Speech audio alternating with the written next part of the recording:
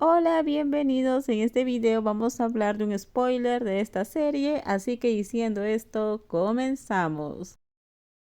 Gracias a las buenas noticias, el precio de las acciones del grupo finalmente dejó de caer, como lo hizo al publicar su informe financiero del primer trimestre.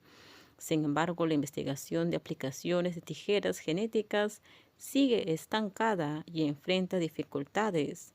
A finales de mayo, la industria difundió repentinamente un rumor.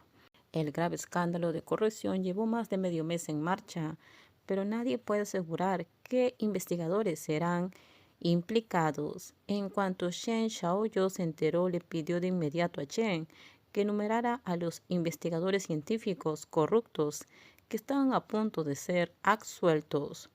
Antes odiaba las termitas corruptas, pero si éstas provenían del departamento de investigación, la cosa sería muy diferente. Tenían que aprovechar los importantes cambios en el departamento de investigación para arrojar leña al fuego a estos talentos científicos y tecnológicos en pánico lo antes posible. Esta es una oportunidad única.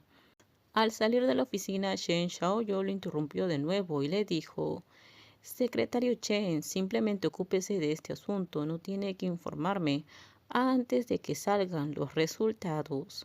Solo miró los resultados y no preguntó sobre el proceso, no importa el precio. Mirando la expresión fría de su joven jefe, Chen asintió solemnemente. Sí, señor Shen.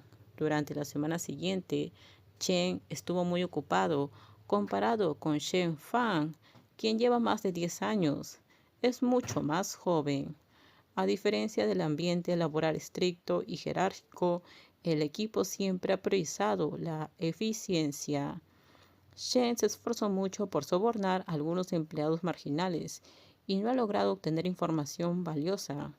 Justo cuando comenzaba a sentirse ansioso y enojado, recordó de repente la llamada telefónica entre Shen Xiaoyu y Hua Yong en la oficina después de la reunión matutina de ese día.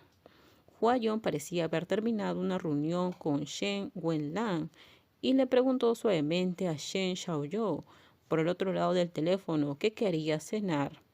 Shen Xiaoyu no dijo que quería cenar, pero sonrió y le respondió: ¿No dijiste que habías trabajado dos horas extras durante varios días? ¿Cómo es que tienes tiempo para cocinar hoy?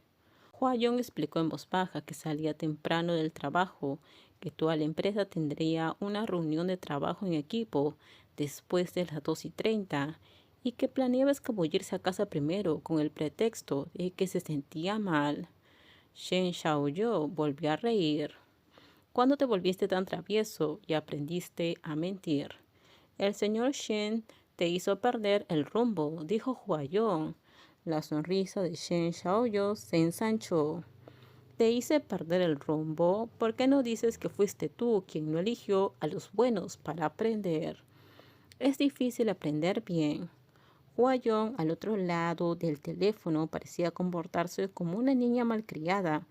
Bajando la voz, incluso el tono final fue suave y dijo: Es más fácil aprender cosas malas siguiendo al señor Shen. Chen salió de la oficina y de repente una idea ridícula y atrevida cruzó por su mente. Esto terminamos. Déjenme sus comentarios ustedes qué opinan sobre este spoiler. Por favor, si gustó el video, dale me gusta, suscríbanse. Bye bye.